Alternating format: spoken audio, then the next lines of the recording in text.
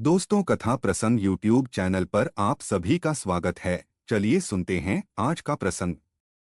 द्वापर युग का यह प्रसंग है जब अर्जुन और बजरंगबली हनुमान जी की भेंट हुई थी। दोनों के बीच त्रेता युग में राम रावण युद्ध की चर्चा होती है कि कैसे भगवान श्री राम जी की विशाल वानर सेना पत्थरों का सेतु बनाकर लंका पहुंचती है और भगवान श्री राम रावण पर विजय प्राप्त करते हैं। तब अर्जुन अपने घमंड में हनुमान जी से कहते हैं कि यदि मैं आपके समय होता तो पत्थरों का राम सेतु बनवाने के स्थान पर स्वयं ही अपने धनुष एवं बाणों से मजबूत सेतु बना देता। किंतु श्री राम जी ने स्वयं भगवान और सर्वशक्तिमान होने के बाद भी ऐसा क्यों नहीं किया। अर्जुन की बात सुनकर हनुमान जी समझ जाते हैं कि इन्हें अपनी धनुर्विद्या और सर्वश्रेष्ठ धनुर्धर होने का अभिमान हो गया है। हनुमान जी अर्जुन से कहते हैं कि वहां बाणों का सेतु कोई काम नहीं कर सकता था।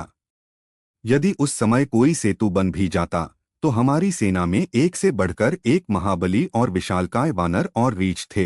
हमारे एक ही वानर के चढ़ने पर बाणों का सेतु टूट जाता। जिस पर अर्जुन ने पलटकर जवाब दिया कि ऐसा कैसे हो सकता है, मैं अभी आपके समक्ष इसी सरोवर पर अपने बाणों से सेतु बना देता हूँ जिस पर आप चल पाएंगे और वो टूटेगा भी नहीं। और यदि ऐसा नहीं हो पाया और सेतु टूट गया तो मैं आपके समक्ष अग्नि में प्रवेश कर जाऊंगा, और यदि सेतु नहीं टूटा तो आपको अग्नि में प्रवेश करना पड़ेगा। हनुमान जी ने बिना कोई विचार किए अर्जुन की यह चुनौती स्वीकार कर ली। तत्क्षण अर्जुन ने सरोवर पर बाणों से एक सेतु बनाया और हनुमान जी से कहा कि अब आप इस सेतु पर चलिए। हनुमान जी जय जय सियाराम का उद्घोष करते हुए अपने विशालकाय स्वरूप में आ जाते हैं। जैसे ही हनुमान जी ने उस सेतु पर पैर रखा, उनके चरण के स्पर्श मात्र से ही समस्त सेतु टूट गया। यह देखकर अर्जुन ने घोषणा की कि अब मैं अपने वचन अनुसार अग्नि में जलकर अपने प्राणों की आहुति दे दूंगा। हनुमान जी बोले कि अर्जुन, इसकी कोई आवश्यकता नहीं, यह बात बस आपके और मेरे मध्य रहेगी।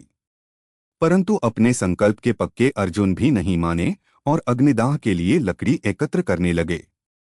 अब यह देख हनुमान जी बड़े चिंतित हुए और वो भगवान श्री कृष्ण जी से अर्जुन की रक्षा की प्रार्थना करने लगे कि हे प्रभु, अपने भक्त की रक्षा कीजिए।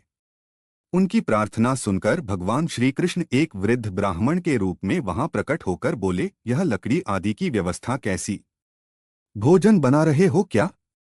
यदि भोजन बना रहे हो तो हम भी खाएंगे। यह सुन अर्जुन ने उस ब्राह्मण को सारी बात कह सुनाई। तब ब्राह्मण के रूप में आए भगवान श्री कृष्ण बोले, कौन हारा कौन जीता, इसका निर्णय किसने किया? निर्णायक कौन था? इस पर अर्जुन बोले, निर्णायक तो कोई नहीं था। तब ब्राह्मण रूप में श्री कृष्ण ने दोबारा सेतु बांधने और तोड़ने का आदेश दिया और खुद निर्णायक बने। इसके बाद फिर से अर्जुन ने सेतु बांधा और फिर से हनुमान जी सेतु पर चलने को तैयार हुए। परंतु इस बार भगवान श्री कृष्ण कछुआ बनकर सेतु के नीचे खड़े हो गए। जैसे ही हनुमान जी ने सेतु पर पहला पग रखा तो सेतु डगमगाने लगा, दूसरा पग रखने पर चरमराया और तीसरा पग रखने से सरोवर का जल खून से लाल हो गया। इसके बाद हनुमान जी सेतु से नीचे उतर आए और अर्जुन से कहा कि अग्नि तैयार करो। अग्नि प्रज्वलित हुई और जैसे ही हनुमान जी अग्नि में कूदने चले, वैसे ही भगवान श्री कृष्ण प्रकट हो गए। श्री कृष्ण ने कहा, हे हनुमान, आपका तीसरा पग सेतु पर पड़ा, वहां मैं कछुआ बनकर सेतु के नीचे लेटा हुआ था।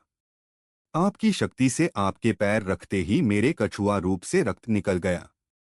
यह सेतु टूट तो पहले ही पग में जाता, यदि मैं कछुए के रूप में इसका भार उठाए न खड़ा होता।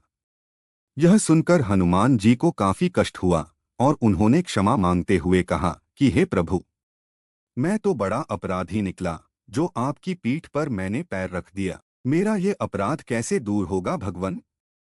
यह सारी घटना देखकर अर्जुन को भी बड़ा पछतावा हुआ और उन्होंने भी हनुमान जी और प्रभु श्री कृष्ण जी से क्षमा मांगी।